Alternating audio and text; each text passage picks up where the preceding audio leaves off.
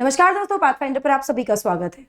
दोस्तों, हाल ही में सरकार ने ये नोटिफाई किया है कि जो भी मेडिकल प्रैक्टिशनर्स हैं हमारे देश में, यानी कि जो भी डॉक्टर्स हैं, अगर वो मेडिसिन प्रैक्टिस करना चाहते हैं भारत में, तो उनको एक यूनिक आइडेंटिफिकेशन नंबर लेना होगा। ये नोटिफिकेशन एनएमसी यानी नेशनल मेडिकल काउंसिल के द्वारा इशू किया गया है। क्या है इस नोटिफिकेशन में, क्या इसकी वैल्यूएशन होगा, क्यों ये जरूरी है और क्या क्या इसमें प्रावधान दिए गए हैं, उसके बारे में हम बात करेंगे। साथ में नेशनल मेडिकल कमीशन के बारे में भी हम डिटेल में बात करेंगे। चलिए शुरुआत करते हैं विद दी न्यूज हेडलाइन। सो यहाँ पर गवर्नमेंट ने मैंडेटरी कर दिया है कि आप जो भी मेडिकल प्रैक्टिशनर्स हैं उनको एक यूनिक आईडी लेना होगा आने वाले समय से। Now before we jump into the news और उसको समझें, उससे पहले मैं आपको पाथफाइंडर के अग्निपथ बैच के बारे में क्विकली रिमाइंड करा दूं। ये बैच शुरू हो रहा है 1 जून से। इस बैच में आप एनरोल कर सकते हैं with my code NDLive10 at a very very nominal price. इस बैच में जुड़ने के लिए आप 1 जून तक का वेट मत कीजिए दोस्तों, हो सकता है प्राइसेस इंक्रीज हो जाएं। अभी जाकर जुड़ जाइए, डिस्क्रिप्शन बॉक्स में डिटेल्स गिवन है। इसके अलावा आपको कोई भी क्वेरी या डाउट है, आप हमें रीच आउट कर सकते हैं through a form which is given in the description box. वो फॉर्म फिल कीजिए, हमारी टीम आपसे कॉन्टैक्ट करके आपकी डाउट्स और क्वेरीज को रिजॉल्व करेगी। इसी तरह पाथफाइंडर का हिंदी मीडियम बैच भी है जो शुरू होने वाला है 15 जुलाई से। अगेन बहुत ही नॉमिनल प्राइस पर ये होगा, लेकिन आपको मेरा कोड यूज करना है NDLive10 इस कोर्स में एनरोल करने के लिए। सारी प्रिपरेशन जो कॉम्प्रिहेंसिव तैयारी है वो आपकी यहाँ पर कराई जाएगी। प्रीलिम्स, मेंस, इंटरव्यू की, यहाँ तक कि टेस्ट सीरीज इसमें होंगी, सब कुछ इसमें दिया जाएगा आपको। लेकिन आप 15 जुलाई तक का वेट मत करो क्योंकि प्राइजेस बढ़ सकते हैं। लिंक डिस्क्रिप्शन बॉक्स में दिया है। अगर आप हिंदी मीडियम के छात्र हैं तो भी आप एनरोल कर सकते हैं इस हिंदी मीडियम बैच के लिए। चलिए बात करते हैं न्यूज की। तो डॉक्टर्स को अब लेना होगा एक यूनिक आइडेंटिफिकेशन नंबर अगर वो प्रैक्टिस करना चाहते हैं मेडिसिन भारत में, as per the new regulations by the National Medical Commission. National Medical Commission ने नई रेगुलेशंस जारी की हैं। इस नोटिफिकेशन के द्वारा जो कि इशू किया गया है एनएमसी के द्वारा, इसमें कहा गया है कि कॉमन मेडिकल रजिस्टर को मेंटेन किया जाएगा सभी रजिस्टर्ड मेडिकल प्रैक्टिशनर्स के लिए जो कि देश में प्रैक्टिस कर रहे हैं। इस तरह का सेम रजिस्टर मेंटेन किया जाएगा एथिक्स और मेडिकल रजिस्ट्रेशन बोर्ड के द्वारा भी, जो कि काम करता है अंडर दी एनएमसी।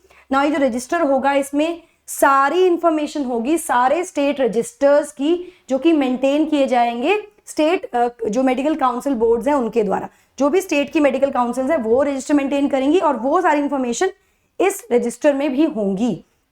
ठीक है, कलेक्टिव इंफॉर्मेशन होगी और यहाँ पर सभी जो भी रेलेवेंट इंफॉर्मेशन है रिगार्डिंग द मेडिकल प्रैक्टिशनर वो भी इसमें दी जाएगी।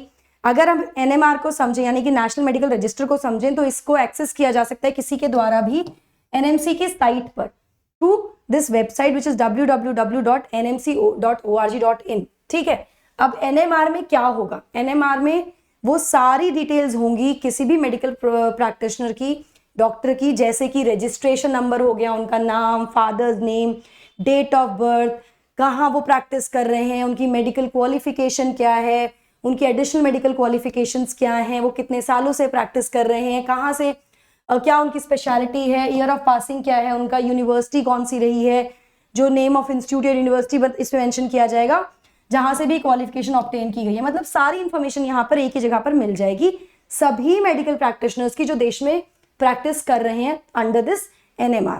ठीक है, इसके अलावा जो लाइसेंस होगा टू प्रैक्टिस मेडिसिन उसको भी अब रिन्यू कराना होगा हर 5 साल में। एवरी 5 years इसका रिन्यूअल आवश्यक होगा और रिन्यूअल के लिए 5 साल का पीरियड खत्म होने से 3 महीने पहले ही रिन्यूअल की एप्लीकेशन को भी सबमिट करना होगा यहाँ पर। ठीक है, इसमें अगर आप रिन्यूअल करा रहे हैं, अपडेट करा रहे हैं अपने लाइसेंस को, तो यहाँ पर कोई फीस चार्ज नहीं की जाएगी। ये भी नोटिफाई किया गया है इस नोटिफिकेशन में। ना अगर सपोज कीजिए कि एक मेडिकल प्रैक्टिशनर है जो प्रैक्टिस कर रहा है और उसका लाइसेंस रिन्यू कराना है, उसने रिन्यूअल के लिए अपना एप्लीकेशन दिया लेकिन उसका एप्लीकेशन रिजेक्ट हो गया, तो ऐसे में जो प्रैक्टिशनर है वो अपील कर सकता है EMRB को। EMRB ethics and medical regulation board जो है, यहाँ पर वो अपील कर सकता है against the state medical council, जहां पर भी वो रजिस्ट्रेशन के लिए अपना फॉर्म देकर आए हैं, एप्लीकेशन देकर आए, जिसको रिजेक्ट कर दिया गया है, तो उसके अगेंस्ट अपील अब EMRB के पास जा सकती है। लेकिन ये अपील कब जाएगी? ये अपील जाएगी with in 30 days of the receipt of such decision, कि आपका रजिस्ट्रेशन हम रिन्यू नहीं कर रहे हैं। जब वो रिसीट मतलब जब ये आया है डिसीजन, तब से 30 दिन के अंदर अंदर अपील EMRB को देनी होगी प्रैक्टिशनर को। यहाँ पर जो नेशनल मेडिकल कमीशन है उसके जो सेक्रेटरी हैं वो इस अपील को रिसीव करेंगे along with the original application जो कि सबमिट की गई है स्टेट मेडिकल काउंसिल के पास for the renewal. Copy of communication जो भी रिसीव किया गया है मेडिकल काउंसिल के द्वारा कि भाई आपकी एप्लीकेशन रिजेक्ट हो गई है, ये सब जाएगा। जो भी आर्ग्यूमेंट है वो सब जाएंगे। उसके बाद EMRB अपील को कंसिडर करेगा और 30 दिन के अंदर निर्णय पर पहुंचेगा कि प्रैक्टिशनर जो मेडिकल प्रैक्टिशनर है उसका लाइसेंस रिन्यू होना है कि नहीं होना है। तो अब एक अपील की जा सकती है रिन्यूअल के, अगर रिन्यूअल नहीं हो रहा है उसके अगेंस्ट भी according to the notification. Now comes to the static part. National Medical Commission समझ लेते हैं दोस्तों, this is very very important. So NMC एक स्टैट्यूटरी बॉडी है जो कि कॉन्स्टिट्यूट की गई थी by an act of parliament. Statutory body मतलब जो कि पार्लियामेंट की एक्ट के द्वारा गठित की जाती है, ठीक है। इसको गठित किया गया था under the act of national Medical commission act of 2019। Now ये नेशनल मेडिकल कमीशन जो है इसमें 33 मेंबर्स होते हैं जो कि रेगुलेट करते हैं मेडिकल एजुकेशन और मेडिकल प्रोफेशनल्स को। इनको रेगुलेट करने के लिए है, यहां मैं आपको बता दूं कि नेशनल मेडिकल कमीशन ने रिप्लेस कर दिया था मेडिकल काउंसिल ऑफ इंडिया को, जो कि पहली एक रेगुलेटरी बॉडी थी, उसको 25 सितंबर 2020 को जब NMC क्रिएट हुआ अंडर दिस एक्ट, ठीक है। तो अब MCI कुछ नहीं है, अब नेशनल मेडिकल कमीशन ही है जो कि रेगुलेट करता है एजुकेशन को और मेडिकल प्रोफेशनल्स को। यहाँ पर नेशनल मेडिकल कमीशन जो है ये क्या क्या काम करता है, रेगुलेशन में क्या क्या करेगा, तो ये ग्रांट करता है रिकॉग्निशन टू मेडिकल क्वालिफिकेशंस।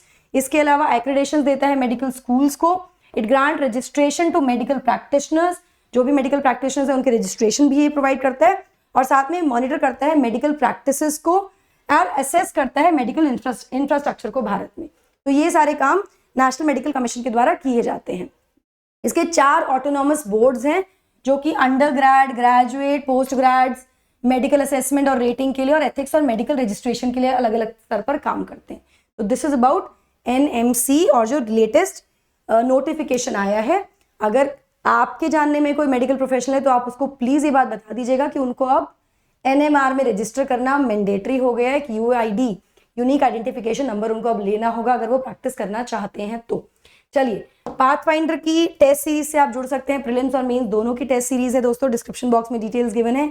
ये है हमारी टीम पाथफाइंडर जो आपकी तैयारी में आपको सपोर्ट करेगी through out. Hindi medium batch के बारे में आपको बताई चुकी, 15 जुलाई से शुरू हो रहा है। डूज एंड डोंट्स अगर आप जानना चाहते हैं UPSC के तो पर्सपेक्टिव से जुड़ सकते हैं जो कि सीरीज है UPSC टॉपर्स के द्वारा। उस QR कोड को स्कैन करके हमारे सभी चैनल्स को सब्सक्राइब करने के लिए आप स्कैन कर सकते हैं इस QR कोड को दोस्तों, और अपनी किसी भी डाउट या क्वेरी के लिए आप रीच आउट कर सकते हैं हमारी टीम को with the form which is given in the description box. So that is it from my side. I hope you like the session. Don't forget to like, share and subscribe to the channel and also hit the bell icon so that you get notifications about our latest updates. Thank you so much. God bless. Take care.